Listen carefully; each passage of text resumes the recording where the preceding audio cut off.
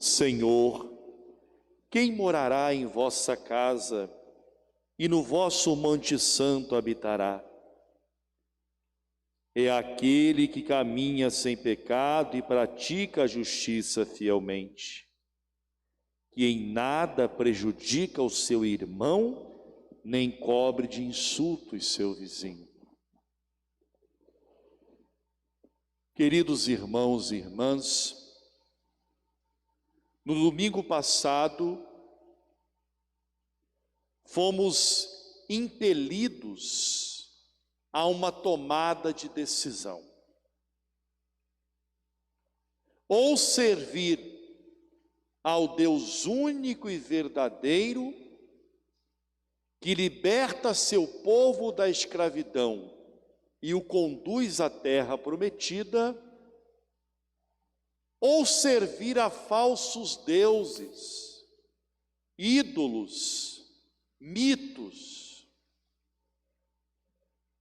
Aprendíamos que essa escolha ou essa decisão deve ser sempre tomada na liberdade, porque foi para a liberdade que o Senhor nos libertou.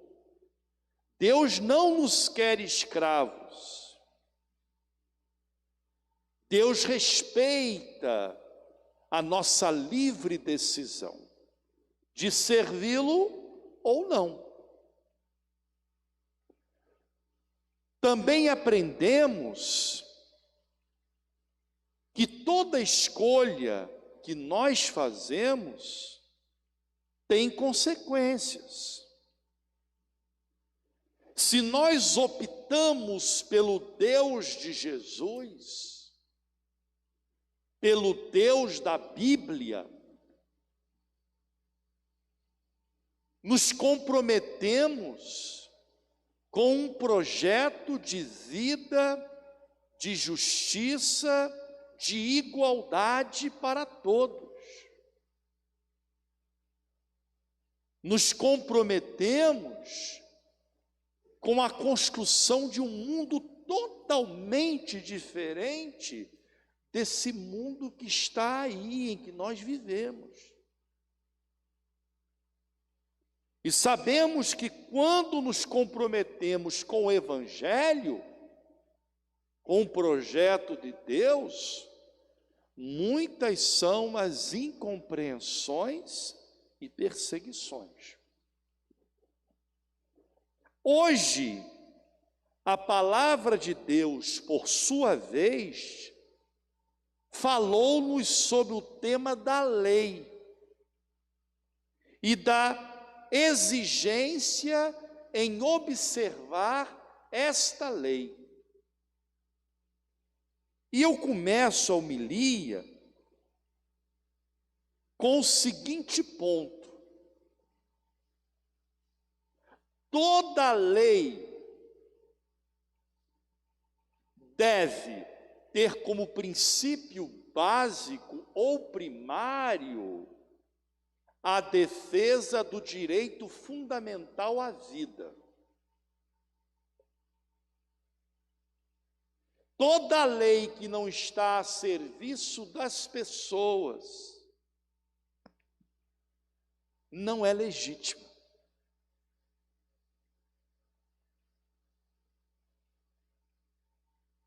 Obedecemos a lei porque ela nos ajuda a viver melhor em sociedade.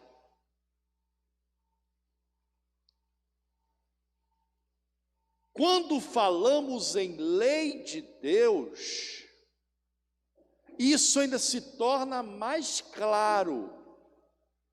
Vejam o que nos falou o Deuteronômio. Agora, Israel, ouve as leis e os decretos que eu vos ensino a cumprir, para que fazendo vivais e entreis na posse da terra prometida pelo Senhor Deus e vossos pais. Temos que obedecer às leis de Deus para que nós vivamos. e alcancemos a terra prometida. Olha que interessante isso. Qual é a terra que Deus nos promete? É a comunhão eterna com Ele, é a salvação. De forma que obedecer às leis de Deus não somente nos ajuda a organizar melhor a vida terrena, a viver num ambiente mais favorável, mais à semelhança do sonho de Deus, como também nos leva, nos conduz à salvação, à vivência, à experiência da vida eterna. Segundo ponto, Deus, ao nos criar, inscreve, imprime em nós uma lei que é chamada de lei natural. E qual é a grande premissa da lei natural? Faz o bem e evita o mal.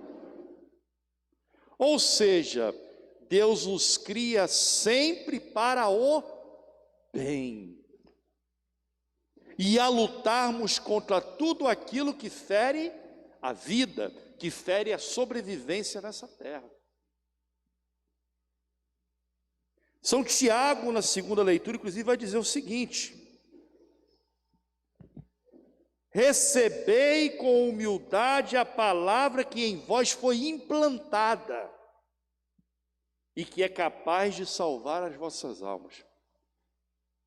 Essa lei ou esta palavra de Deus é implantada, está implantada em nós.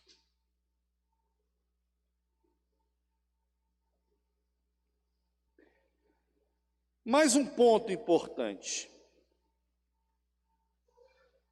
Volto ao Deuteronômio, que assim nos disse: não acrescenteis, nada tireis a palavra que vos digo, mas guardai os mandamentos do Senhor vosso Deus que vos prescreve. Não podemos acrescentar nem tirar nada da palavra ou da lei de Deus. Mas infelizmente nós sabemos que essas duas coisas acontecem. Muitos acrescentam algo à palavra, como outros tantos tiram algo da palavra de Deus. É essa discussão que Jesus vai ter com os fariseus e os mestres da lei no Evangelho. Por quê? Porque eles introduzindo a lei de Deus, a palavra de Deus, inúmeras tradições humanas. E eles estavam muito preocupados com essas tradições e esqueciam do fundamental da lei de Deus, que é o amor. Muitos acrescentam muita coisa à palavra de Deus ou à boca de Deus, falando que Deus diz aquilo que na verdade Ele não diz.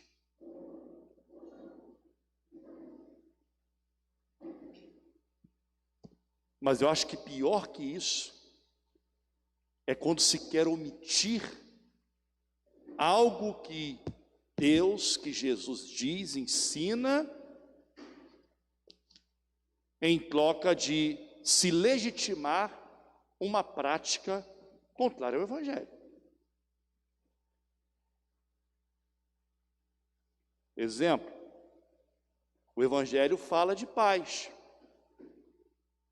Ele não fala de violência.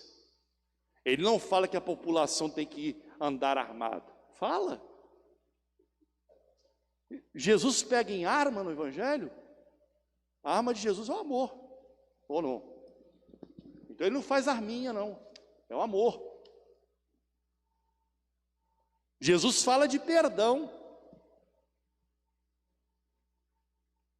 Jesus fala a favor da igualdade social. Não pode existir um pequeno grupo rico, enquanto a grande maioria Está passando necessidade, está passando fome, está desempregada. Jesus fala de justiça social. Me parece que isso é óbvio, não é? Eu estou enganado, Diácono, talvez eu esteja enganado, não sei. Porque quando você hoje vai falar disso, vai defender a vida, vai defender a justiça, vai defender o trabalho, vai defender os pobres, você é chamado de comunista. Isso é comunismo ou isso é cristianismo?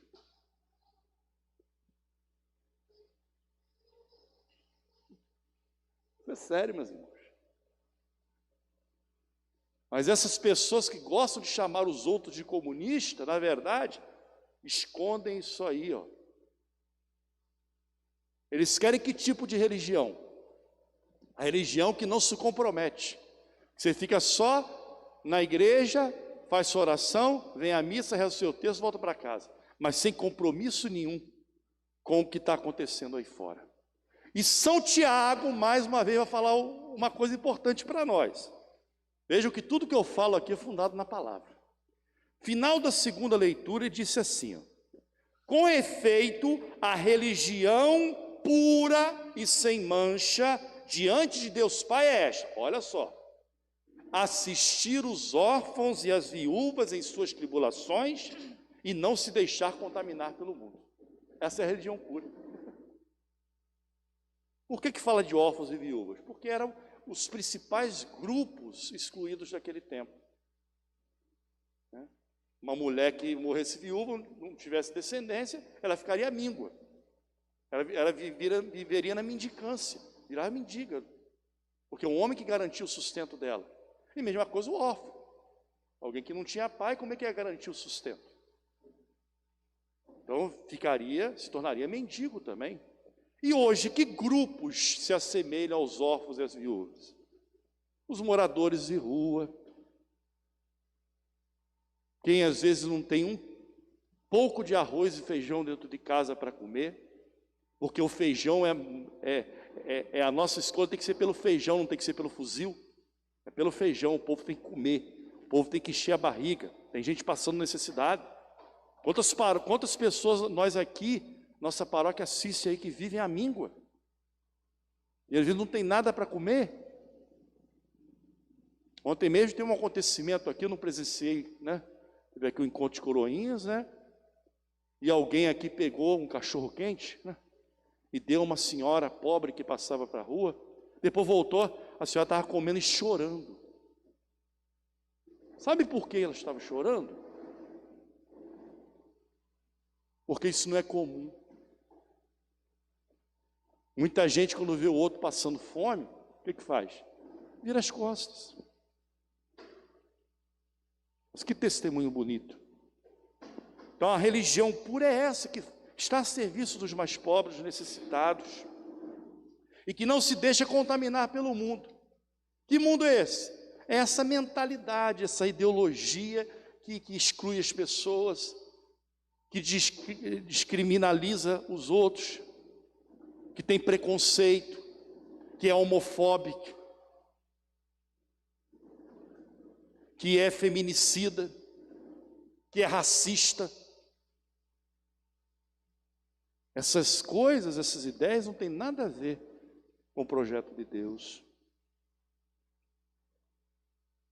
Então, quando se fala de mundo, é não se deixar contaminar por essas mentalidades que estão aí presentes e que são contrárias ao Evangelho. Então, essa é a religião pura. Então, não é a religião que você só fica rezando, não. Só fica de joelho diante de Jesus, não. É uma religião que, por causa do nosso compromisso de fé, isso não é comunismo, a gente luta para que os outros tenham vida em abundância, para que todos nós tenhamos vida, para que ninguém esteja fora, para que todo mundo tenha comida na mesa, para que todo mundo tenha saúde. Isso é um compromisso de fé. E aí o mesmo Tiago, vejam, vai dizer mais uma coisa. Todavia, sede praticantes da palavra e não meros ouvintes, enganando-vos a vós mesmos. Tem muita gente que ouve a palavra de Deus e não quer guardar aqui nem aqui. E se a gente não guarda a palavra de Deus na mente e no coração, também a palavra de Deus não será vivida, não será praticada. A gente ouve a palavra de Deus para colocá-la em prática. É isso. É isso. E quando a gente ouve a palavra de Deus e não coloca em prática, a gente não está enganando a Deus. A gente não está enganando ninguém, nenhuma outra pessoa. Nós estamos enganando a nós mesmos, nos enganando, mentindo para a gente mesmo, sendo hipócrita, como os fariseus e os doutores da lei.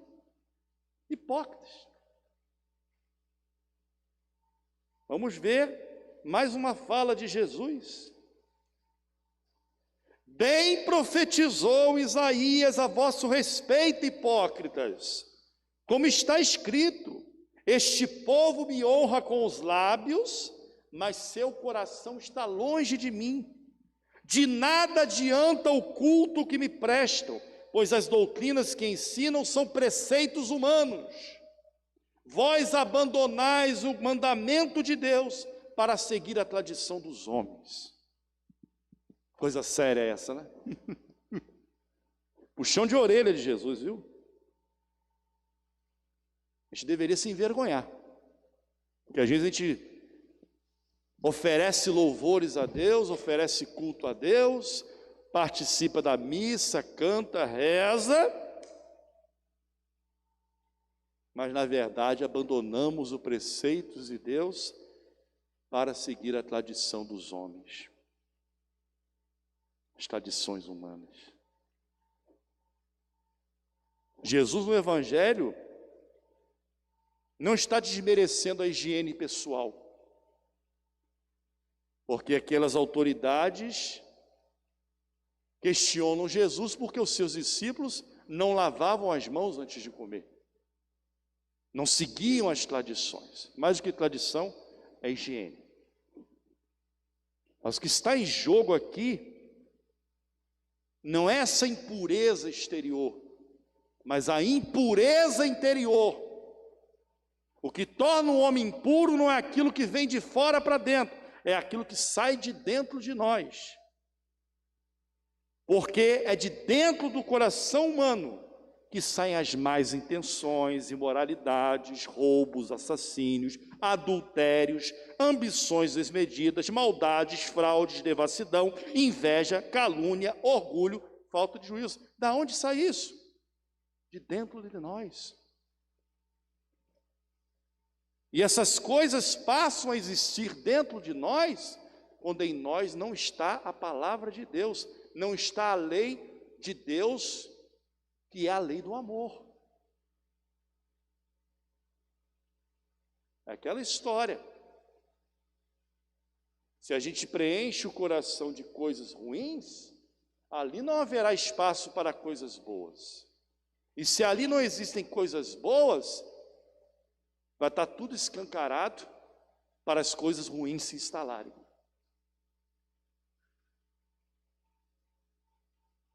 Já estou terminando. Então hoje, meus irmãos e irmãs, vamos sepultar toda espécie de legalismo e de moralismo. Esse discurso legalista e moralista que está aí, nossa, horroroso. Vamos deixar-nos guiar pela palavra de Deus, pela lei de Deus. Não por aquilo que ficam falando aí, manipulando as pessoas ignorantes. Vamos deixar-nos orientar sempre pela palavra de Deus. Cuidado para a gente não ficar aí agradando o ser humano, agradando o mito, agradando lenda, agradando genocida, agradando um monte de imbecil que tem aí, e esquecer de agradar a Deus. Porque não é o ser humano que vai nos salvar, não, gente. Quem vai nos salvar é Deus. Não é nenhum outro ser humano. Então, que o Espírito Santo nos ajude a ter mais discernimento, a ter mais sabedoria, né? E vou concluir voltando mais uma vez ao Deuteronômio. Vós os guardareis, pois, e os poreis em prática, porque neles está a vossa sabedoria e inteligência perante os povos, para que, ouvindo todas estas leis, digam: na verdade é sábia e inteligente esta grande nação.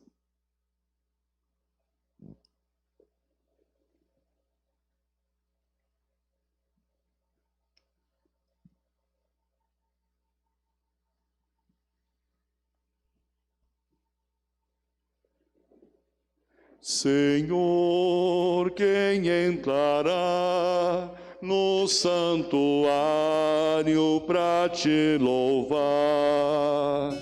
Senhor, quem entrará no santuário para te louvar? Quem tem as mãos limpas e o coração puro, quem não é vaidoso e sabe amar, quem tem as mãos limpas e o coração puro, quem não é vaidoso